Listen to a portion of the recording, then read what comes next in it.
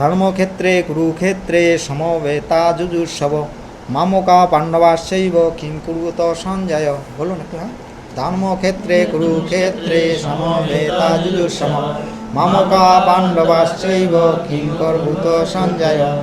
হে সঞ্জয়, কুরুক্ষেত্রে ধর্মক্ষেত্রে কুরুক্ষেত্রে যুদ্ধ করার মানুষে সমবেত হয়ে আমার পুত্রেরা এবং পাণ্ডুর পুত্রেরা কি করলো? আচ্ছা বলুন আপনারা। হ্যাঁ, হে সঞ্জয়, ধর্মক্ষেত্রে কুরুক্ষেত্রে যুদ্ধ করার মানুষে সমবেত হয়ে আমার পুত্ররা এবং পাণ্ডুর পুত্রেরা কি করলো? এখানে বহুজন পঠিত যে কথাটা বললেন না, মানে এই জ্ঞানটা তাৎপর্য আছে।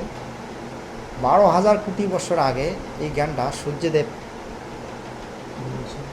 বিভীষণকে দিয়েছিলেন। তা এটা অনাদিকাল থেকে বহুজন মানে ব্যক্তি, সেই জন্য এই গীতাটা প্রতিদিন আমাদের পাঠ করা উচিত। তাই এই আমরা যখন প্রথম আমি ইস্কনে এখানে আসছিলাম, তা আমাদের কাউন্সিলর সৃষ্টি হয়েছিল। কাউন্সিলরটা এখন তো জানেন না হয়তো। কাউন্সিলর মানে কীরকম, একটা গ্রুপ সিস্টেম করে পাঠ করা। তা ওটা কীরকম, একজন মানে মেইন থাকবেন, প্রতিদিন গীতা পাঠ হতো। তা এই গীতা পাঠটা হতো, তা এই জিনিসটা মনে রাখার জন্য একজন আমেরিকার থেকে একটা মাতাজি আসছিল। তাহলে কী করে এই জিনিসগুলো মনে রাখা যায়, উনি বললেন এটা একটা ড্রামার মাধ্যমে, মানে এই কাহিনিটা একটা ড্রামা করে দেখা। আর একটা বললেন এই জিনিসটা কাউকে যদি বলা যায়, আমি পাঠ করছি, আপনাকে বলছি, মানে এটা আমার মনে থাকে। তো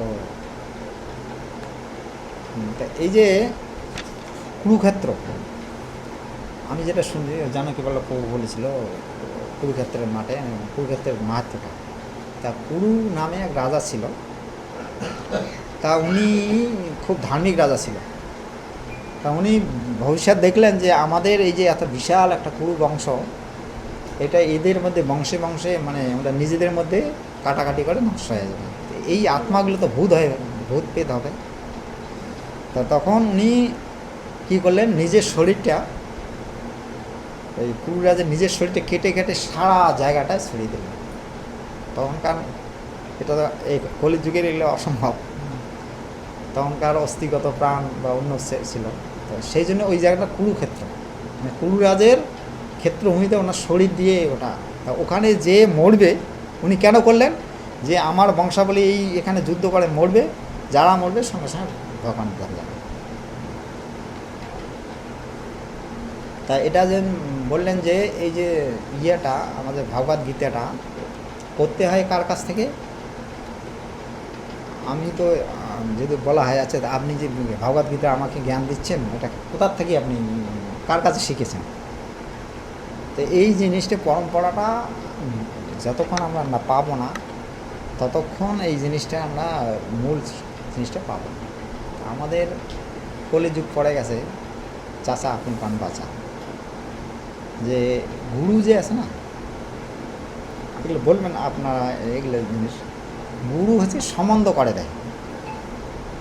আমাদের যে 5টা যে ভক্তি আছে না, 5টা রস, হ্যাঁ 5টা যে রস আছে, তা যে সম্বন্ধ জ্ঞানটা যখন না হয়, তখন আমরা ভগবানকে কীভাবে সেবা করব? আপনি আর আপনার স্ত্রী যখন সম্বন্ধ হলো, সম্বন্ধ অনুযায়ী ব্যবহার। আমার মা আইনি, তাহলে মায়ের কাছে ব্যবহার অন্য, বাবা আইনি বাবার কাছে। তা ভগবানের সঙ্গে আমার যখন সম্বন্ধটা স্থাপন হবে, তখনই ভক্তি শুরু হয়। যেমন ভক্তি সিদ্ধান্ত সরস্বতী ঠাকুর, উনি কী ছিল, শ্রী পার্শ্বভানুবী দেবী, মানে গোপী একজন। ওনার এই যে জিনিসটা কে বলে দিলেন, এটা গুরুদেবে বলে দিলেন। তা কলির প্রভাবে আস্তে আস্তে এগুলো লুপ্ত হয়ে যাচ্ছে আর কি। তা সেই জন্য আমাদের আছে যেটা বলে জপ করো, জবের মাধ্যমে ওই ভাবটা আছে। যতক্ষণ ভাব নয় আমি গোপালকে সেবা করছি প্রতিরূপে নাকি। আমি একটা ঘটনা বলছি, বৃন্দাবনে একটা মেয়ের ওর বিবাহ হওয়ার বাচ্চা না হতেই ওর স্বামী চলে গেছে। তো এরকম আর এখন তো বিবাহ হয়, বিধবা হলো, আগে এটা হতো না, আগে হতো যার একবার স্বামী মরে গেল তার ওর জিন্দেগি আর হ্যাঁ ওইভাবে থাকতো। তো ও চিন্তা করলো আমার তো আর জীবনে মা হতে পারবো না, মাতাজি লোক, ওনার মা না হলে ওনার জীবনটা অপূর্ণ থাকে। তা ও কী করছে, বলে যা আমি আর বৃন্দাবন চলে গেছে। বৃন্দাবন চলে গেলে গোপালকে উনি ইয়ে বানাইছে, ছেলে বানাইছে। তা ছেলে বানাইছে, তা ও ভাবটা হচ্ছে কী ভাব ওটা, কোন রস, বাৎসল্য রস। তা গোপালকে যেমন একটা বাচ্চাকে যেমন উনি পালন করে একটা মাতাজি, যেমন সেইভাবে উনি রাত্রিবেলা গোপালকেই ও বুকে নিয়ে থাকে, ওইভাবে গোপালকে খাওয়ায়, ওইভাবে মানে ওইভাবেই। তা রাত্রিতে ও স্বপ্ন দেখে আফসা আফসা, তা ওর স্তন পান করে, দুধ যেমন বাচ্চা মায়ের দুধ পান করে ওইভাবে। এরকম ও চলছে কিছুদিন, পরে একদিন ওর ভাব চেঞ্জ হয়ে গেছে। একদিন ওই বিড়াল, আমরা আমাদের ভাষায় বলে স্ত্রী বিড়ালকে কী বলে, ভন্দি বলে, ভন্দি। হ্যাঁ ভন্দি না, হ্যাঁ ভন্দা আর ভন্দি। তা ওই কি রাত্রিবেলা দুইটে ঝগড়া করছে, ওই টাইমে কিন্তু গোপাল ও মায়ের দুধ পান করছে। ওর এখন যেই রকম বিকট আওয়াজ করছে, আর গোপাল করছে কি ওর মাকে একটা জড়িয়ে ফেলেছে। ওই টাইমে ওনার মায়ের যে ভাবটা, বাৎসল্য ভাবটা শেষ হয়ে অন্য ভাব আসছে। তখন হচ্ছে আরে গোপাল তো অনন্তকোটি বিশ্বকর্মার মালিক, ইনি আবার বিড়ালের ডাকে ভয় পায়। তার সেদিন থেকে আর ওর ভাব নেই, কেননা ভাবটা যখন চেঞ্জ হবে। তাই এইভাবে ভগবানের সঙ্গে যে ভাব, এটা যতক্ষণ হয় নাই ততক্ষণ আমাদের অনেক কী, প্রথমে আমরা এই প্রভু মালিকের সেবা করি। তো এই ভাবটা গৌরকিশোরদাস বাবাজি বলছেন যে নাম যদি করে কেউ সঠিকভাবে, ঠিকভাবে নাম করে 10টা অবদাস ছাড়া, তো এই ভাবটা অটোমেটিক আসবে। এটার জন্য আলাদায় সময় দিতে হবে। তা আমি একটা এই সৎসঙ্গ সম্পর্কে একটা গল্প বলে, এটা ভক্তমাল থেকে, তা ওটার নাম হচ্ছে হুদম নামে এক চোর ছিল। তা ওনার বংশ পড়ার মানে বংশটাই যে চোরের বংশ, ওনার বাবা চুরি করছে, তার ছেলে মানে চুরি করেই ওদের সংসার চালায়। তা হুদম ও যে চোর, আরও কয় ভাই ছিল ওরা। তা যখন অন্তিম সময় ওনার বাবা বয়স হয়ে গেছে চুরি করতে করতে, তা অন্তিম সময় তা সব ছেলেদের ডাকছে, বলে বেটাকে ডাকছে, বলে বাবা আমি তো চলে যাব, তা তোমাদের একটা অন্তিম উপদেশ আমি দিচ্ছি, কলে কখনো সৎসঙ্গ করবি না, সাধু বৈষ্ণবের কথা কখনো শুনবে না, যেহেতু বাইরে যদি আসেও কানে হাত দিয়ে যাবে, নাহলে তোমার বিজনেস খতম হয়ে যাবে তোমাদের। তা বলে কী বাবা, বলে ঠিক আছে। ওই কথা বলে কিছুদিন পরে ওর বাবা, কিছুদিন পরে তা ও পিতার বাক্য যে কোনো দিন সৎসঙ্গ শুনবি না, যেখানে হয় সেখানে যেন কানে না আসে সৎসঙ্গের আওয়াজ। তো একদিন কি হয়েছে, ও চুরি করে যাচ্ছে, এই দিন মধ্যে পুলিশ পিছে করছে। তো এখন এমন একটা সংকট, ওখানে ভাগবত সপ্তাহ হচ্ছে, ও তো দৌড়েচ্ছে। এখন যেতে যেতে পায়ে কাটা ফুটছে, আর কিছু মাল আছে ঘাড়ে। এখন বাবা বলছে যে যদি কোনো হরি সৎসঙ্গ চলছে ভগবানের, তা কানে যেন আঙ্গুল দিয়ে ওই জায়গাটা পাঠাইছে। তা ও কী করছে কি, ওই টাইমে এখন কী করছে, পায়ে কাটাতে ওখানে তো এখন দৌড়িতে পারছে না, একটু তো অপেক্ষা করতে হবে, তারপরে কাটাটা বের করে, এদিকে পুলিশ ধাওয়া হচ্ছে। তো ওইটুক টাইমের মধ্যে ওই কানে পড়ে গেছে আওয়াজটা। কি পড়ে গেছে, মানে প্রসঙ্গটা চলছে যে দেবদেবীরা যখন এই পৃথিবীতে আসেন, তাদের পা কখনো ভূমিতে স্পর্শ করে না, খালি এইটুকুই শুনেছে, এইটুকু শুনে তারপরে ওখান থেকেই চলে গেছে। এদের মধ্যে ওই যে চোর, আরও কিছু চোর ধরার জন্য খুব তল্লাশি চলছে, সরকার থেকে সিআইডি পাঠিয়ে দিয়েছে। তা এরা এখন একটা জায়গায় কালী পুজো করবে আর কি, কালী পুজো করবে, ওখানে ঢাক ঢোল পিটেছে, পাটা বলি। তো সিআইডি এখন বুঝতে পারছে যে এই জায়গাটায় ডাকাতগুলো ইয়ে করছে, তা ওকে ধরতে হবে। তো একটা সিআইডি কী করছে, ও কালি, একটা রীতিমতো কালির ইয়ে পড়ে, ড্রেস পরে, জিভিয়া বাড়ি করে, আর এরা ঢাক ঢোল পিটাচ্ছে না, ওই টাইমে ও নাচছে। আর এরা মানছে আরে আমাদের সেবায় সন্তুষ্ট হয়ে কালী স্বয়ং চলে আসছে। অন্য যে ডাকাতগুলো তো সন্তুষ্ট, কিন্তু এ শুনেছে আরে আমি তো ওখানে শুনে আসলাম যে দেবদেবীরা যখন আসে তখন পায়ে, হ্যাঁ পায়ে মাটিতে আসে, তা ও এইভাবে দেখছি, তাহলে তো পায়ে মাটিতে লাগছে। তা ও বলে তো আর লক্ষণ নয়, কেন কোনো সিডি টিডি আসতে পারে, মানে ও ওখান থাকি ভাগে ভাগে চলে গেছে। আর বাকিগুলো যে ছিল ওরা তো আনন্দে, মানে কালী এসে গেছে বলে সব পাকড়ে, কিছুদিন পর শোনে যে বলে সব ফাঁসি হয়ে গেছে। তখন বলে আরে এতটুকু সৎসঙ্গ শুনে আমার জীবনটা বেঁচে গেল, না তাহলে আমি সাধু গুরু করব সৎসঙ্গ। তাই একদিন একটা সাধুর কাছে গিয়েছিলাম, সাধুকে প্রণাম করছি, বলে গুরুজি আমাকে উপদেশ দাও। জানে যে এতটুকু আমি সাধুর মুখ থেকে শুনে আমার প্রাণ রক্ষা হলো, যদি আরও শুনি তাই আরও মঙ্গল হবে।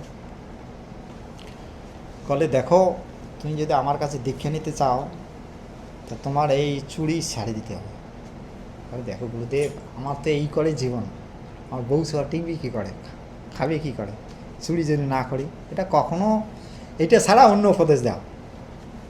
তাহলে গুরুজি বুঝতে পারছি যে এটা তো শুনবে না। বলে অন্য উপদেশ কী? বলে 4টে উপদেশ দিয়েছে। বলে দেখো কখনো মিথ্যা বলবি না, আর যেখানে আরতি হচ্ছে ওখানে যাবি না, এটা কিন্তু নিয়ম আছে। যেখানে আরতি হচ্ছে না আপনার যতই দরকারি হোক ওখানে কিছুক্ষণ দাঁড়িয়ে থাকবেন, তখন ধরতে দেবো না, তখন একটু নিয়ম। হ্যাঁ হ্যাঁ, আর কখনো মিথ্যে কথা বলবি না, আর ভগবানের প্রসাদ খাবি, আর সাধু সেবা করবি আর কি। তাই এই 4টে নিয়ম বলছে, এই 4টে নিয়ম পারবে। তা ও করলো কি, ওর তো পেশা তো চুরি। তো ও একদিন করছে কি, রাজবাড়িতে চুরি করবে আর কি। তা রাজা রানী যখন ওরা রাত্রিবেলা শোয়, তা রানীর যত অলঙ্কার টলঙ্কার রাজারা ওগুলো খুলে রাখে এক জায়গায়।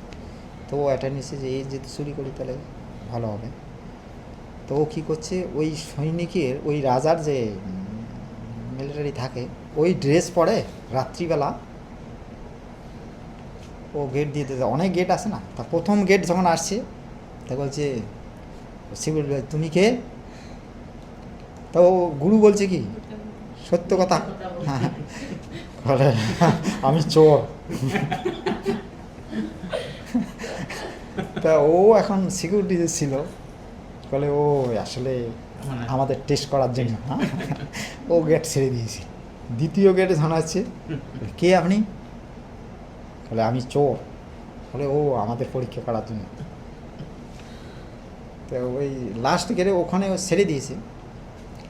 ও গিয়ে ঠিক ঢুকেছে, ঠিক ঢুকে যত মাল ঢাল নিয়ে,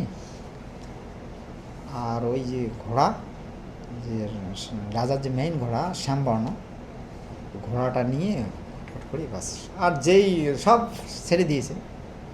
কিছুক্ষণ পরে রাজা যখন টের পেয়েছে, দেখছে আরে সোনাদানা সব, সঙ্গে সঙ্গে ওখানে অর্ডার করছে আরে চোর ঢুকেছে।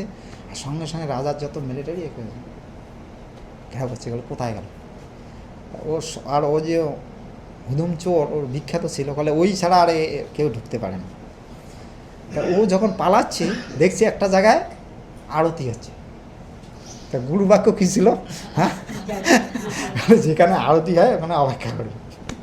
তো ও ঘোড়াটাকে বেঁধে ও আরতি দর্শন করছে, আর সঙ্গে সঙ্গে এসে মিলিটারি ওকে অ্যারেস্ট করছে।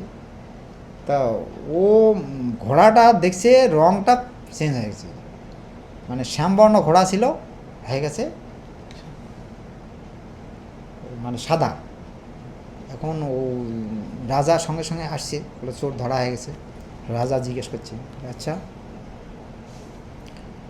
তুই চুরি করছিস? বলে হ্যাঁ। কেন? গুরু বলছে সত্য কথা। বলে হ্যাঁ আমি চুরি করছি, রাজবাড়ি ঢুকেছি। বলে এই ঘোড়াটা? বলে ঘোড়াটা আপনারই। বলে এইরকম কালারটা? বলে এটা ওই ভগবানের কৃপাতেই কালার চেঞ্জ হয়ে গেছে। তা রাজা সঙ্গে সঙ্গে ওর বার করলে, আপনি যে চোর, ভগবান কৃপা করলো। ও রাজা প্রণাম করছে। বলে তোমাকে আর চুরি করতে হবে না, আমি তোমার একটা জায়গা দিচ্ছি, ঘর দিচ্ছি, মন্দির দিচ্ছি। সেদিন থেকে ও আর চুরি করে না, আর পরম বৈষ্ণব হয়ে গেল। এই যে সৎসঙ্গ, এটা খুব মূল্য। সেদিন সৎসঙ্গ করতে হবে।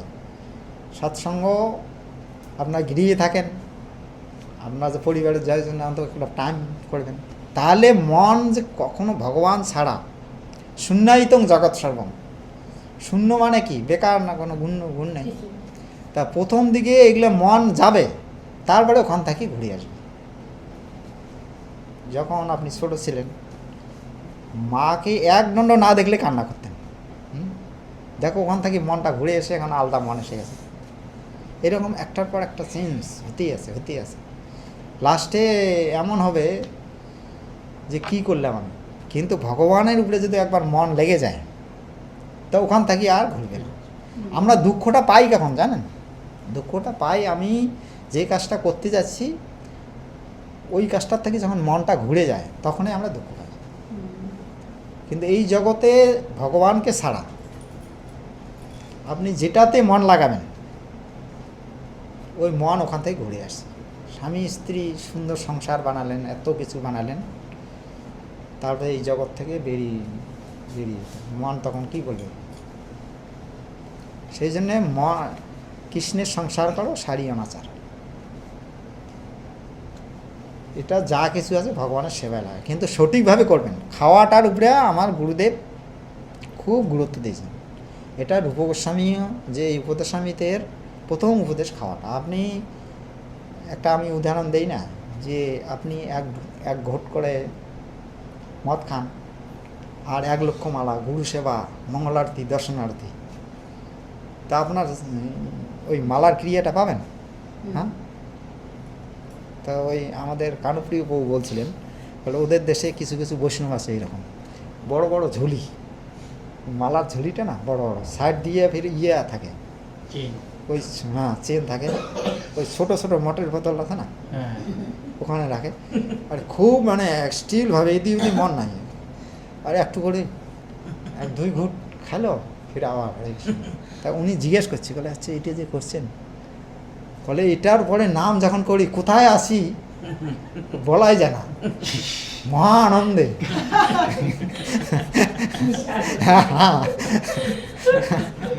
তা উনি নিজে বলছেন, বলে ওদের দেশে নাকি অস্ট্রেলিয়ায় কিছু কিছু এই নাম আছে।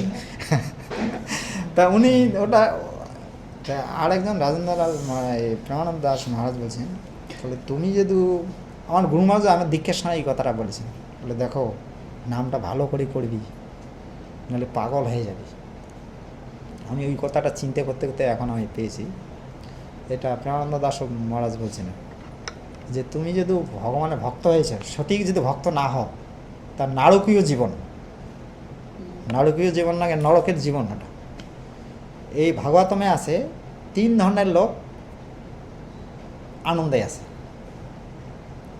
3 ধরনের লোক কারণ জানেন? হ্যাঁ, পাগল, হ্যাঁ, ও কিছুই নেই, আনন্দে সবসময় আছে। আর একটা, হ্যাঁ, আর একটা ভোগী, ওর স্বর্গ নরক কিছুই জানে না, উনি জানে যে খাও দাও, আনন্দ ফুর্তি করো, মদ ভাঙ গাঁজা খাও। হ্যাঁ, ও স্বর্গ নরক শাস্ত্র আছে কিছু জানে না, খেলো মদ খেলো, গাঁজা খেলো, যা কিছু করলো আনন্দে, ও আনন্দে আছে।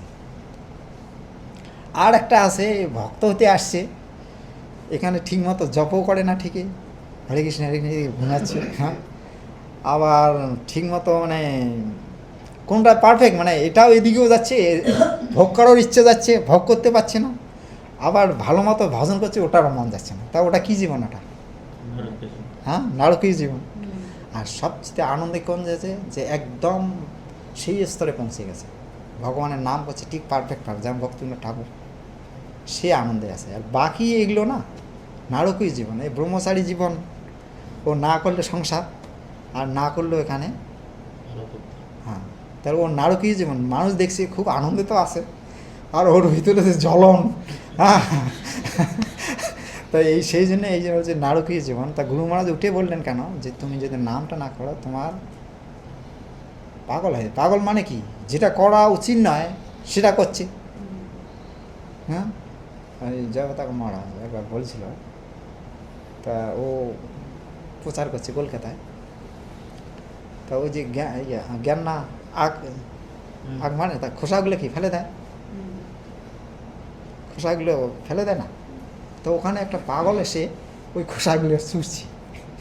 তা আরেকটা, আরে এগুলো খেয়ে খাওয়ার জিনিস নাকি? তা বলছি আমার মাথা খারাপ শালা, এগুলোর ভেতরে রস আমি পাচ্ছি।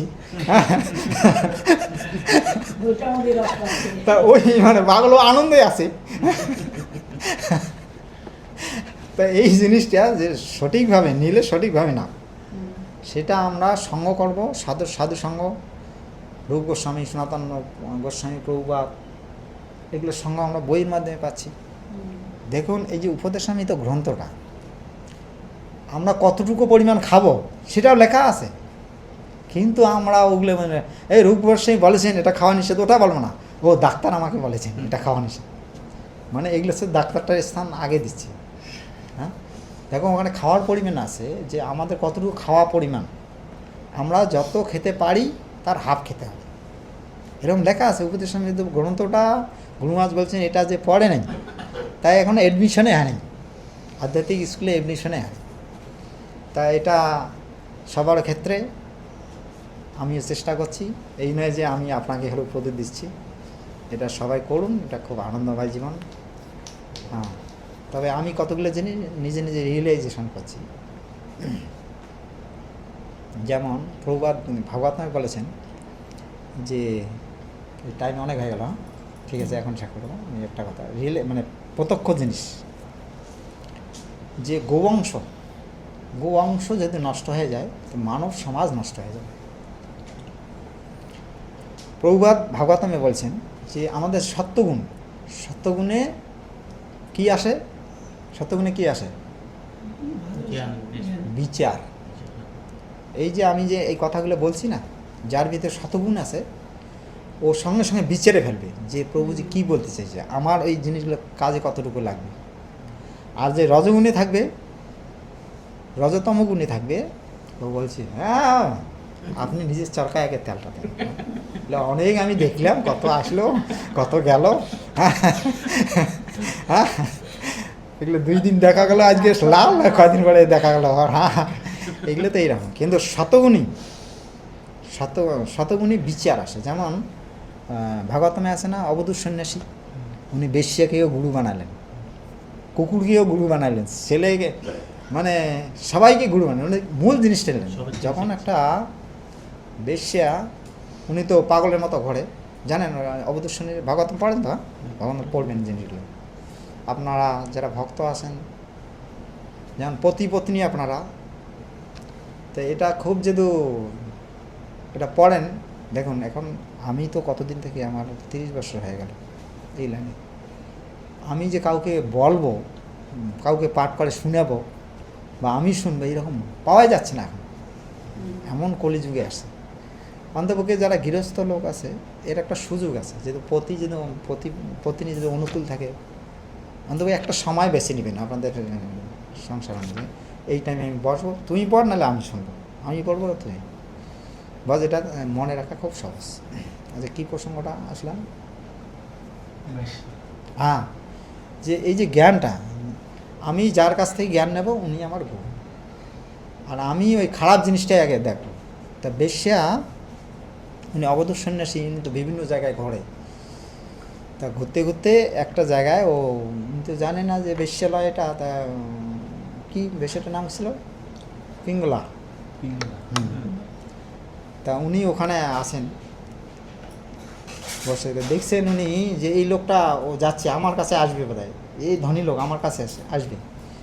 তো দেখছি আসছে অন্য পাশে যাচ্ছে, আসছে অন্য পাশে, সারা দিনটা ও কি সবসময় বিজি, কিসের জন্যে? আশা। প্রতিটা করে লোকে আশা যে আমি এই মাস গেলে এত টাকা ইনকাম হয়, এত টাকা ইনকাম হবে, আসার জন্য সবসময় বিজি, ব্যস্ত। যখন করতে করতে প্রায় সূর্য অস্ত হয়ে গেল, তখন কি করলো, দেখ আসুক না আসুক, যাক, আর কিছু চিন্তা করো না, ও আশা সব ছেড়ে দিল, সেইগুলো আরামে। তখন উনি দিলে যে আশাহি পরম দুঃখ, নিরাশাহি পরম সুখ, এটা ভাগবতমে বলছে যে আমার নসিবে যেটা আছে ওটাই। উনি এই যে সারাদিনটা যে অ্যাংজাইটি ছিল, ওর কারণটা হচ্ছে আশা। ওটার থেকে উনি জ্ঞান নিলেন যে আশাহি পরম দুঃখ, নিরাশাহি পরম সুখ।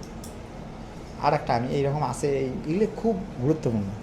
আর একটা, উনি একটা বনের মধ্যে একটা ঋষির বাড়িতে গেছিল। আগে মুনি ঋষি যারা, ওরা গৃহস্থ থাকতো।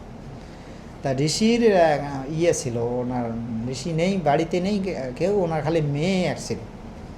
তা মেয়ে যখন আসছে, তো আগে সাধু সন্ন্যাসী গৃহস্থে আসলে জায়গা দিত, সম্মান করতো, যে আসছে দিয়েছে জায়গা, তা দিয়ে বলে বসুন। তা মেয়েটার বিবাহ আর কি, তখন তো মেশিন টেশিন ছিল না, ও নিজে ধান ভানে, দেখেছে না? হ্যাঁ, দেখি না, ওই যে গান, উড়ুন গান, কি বলে ওটাকে? উড়ুন, উৎকল, আমরা উড়ুন গান বলি। গান মানে ওই ডান্ডাটা। হ্যাঁ, তা ও নিজেই ইয়ে করছে। তা ওর মেয়েটার চুড়ি ছিল অনেকগুলো করে, তো এইরকম যে শব্দ হচ্ছে, তো ও সাধু বাবা আসছে, কোনো হয়তো অসুবিধা হয় দৃষ্টা, তো এদিকে দুইটা, এদিকে দুইটা রাখলো। তারপরে ইয়ে করলো, তারপরে দুইটা দুইটা শব্দ করে, তাতে একটা একটা রাখলো। তখন ওখান থেকে একটা জ্ঞান পেল যে যখনই এক জায়গায় সাধু সন্ত থাকবে বেশি, তখন খুঁটুর মুটুর লাগবে। সেই জন্য একটা একটা একাই একাই থাকা ভজন করার পক্ষে অনুকূল।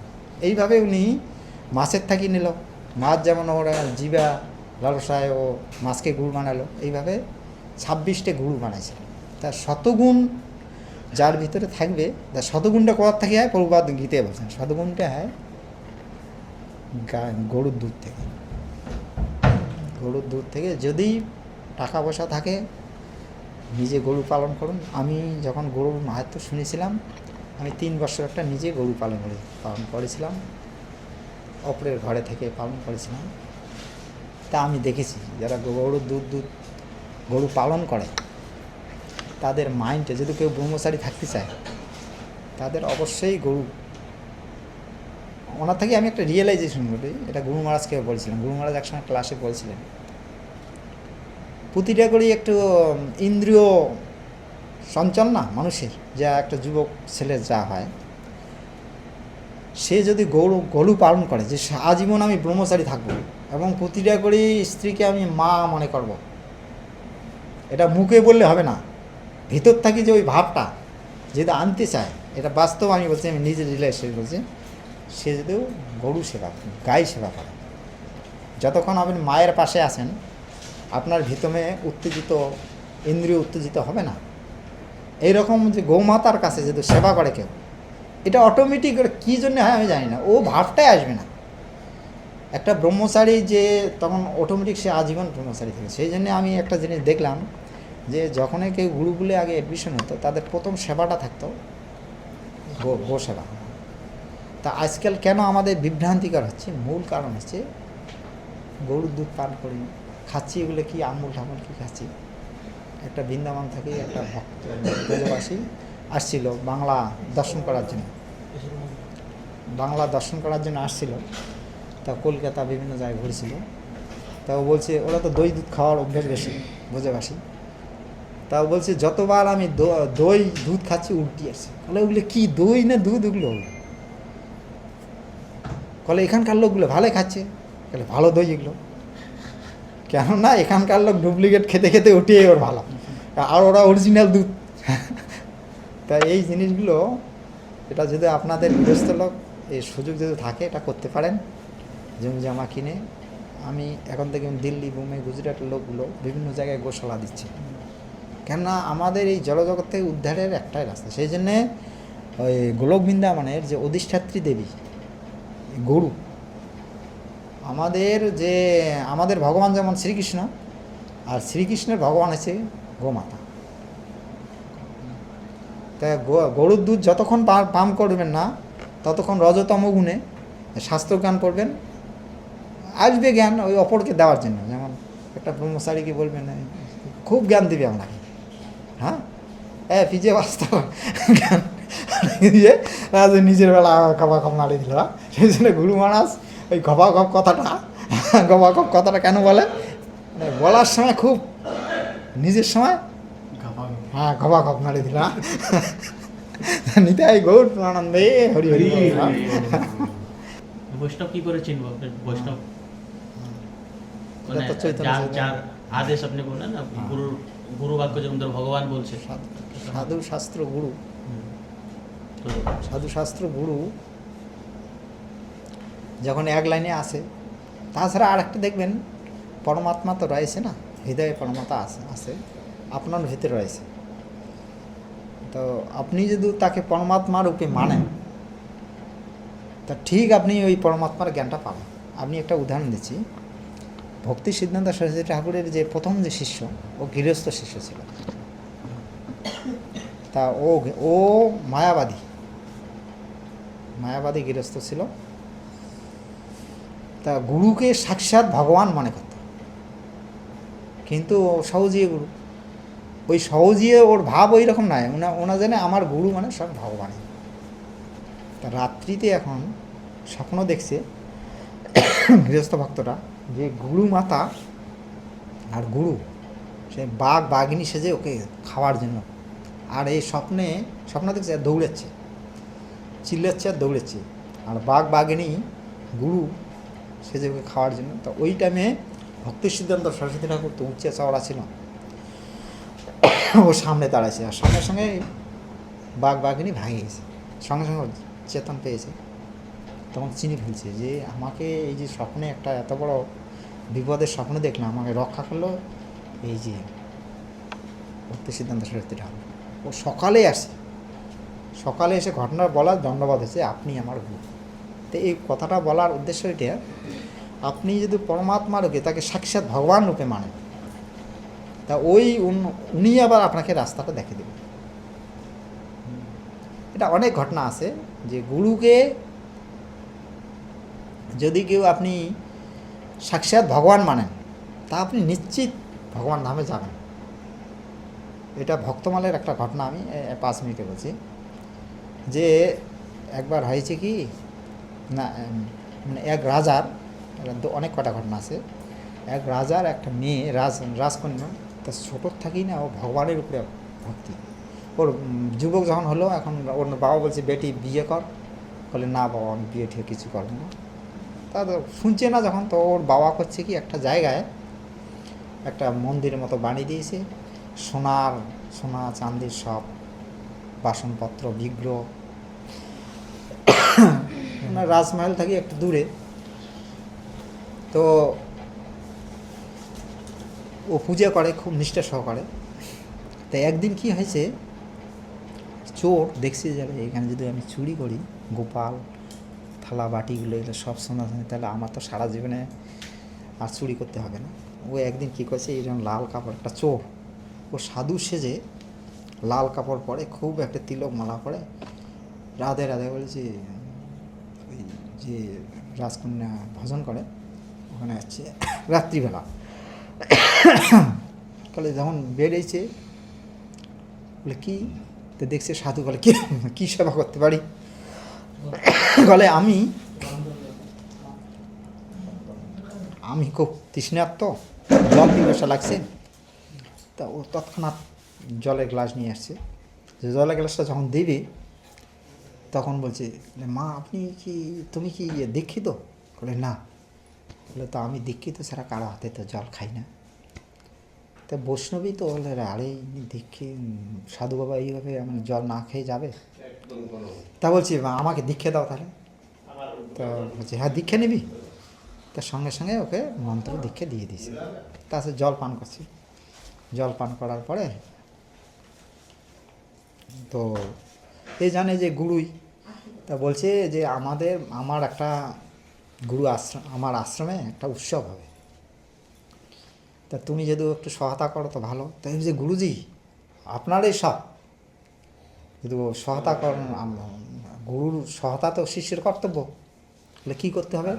তাহলে যত জিনিস আছে পোটলা বাঁধো, যত গোপাল টোপাল বাসনপত্র, তাহলে চলো ওখানে আশ্রম কয়দিন উৎসব হবে, তো এই সব জিনিস বেঁধে বাস শিষ্যকে নিয়ে যাচ্ছে। যেতে যেতে যখন গভীর বন আসছে, অরণ্য আসছে, তখন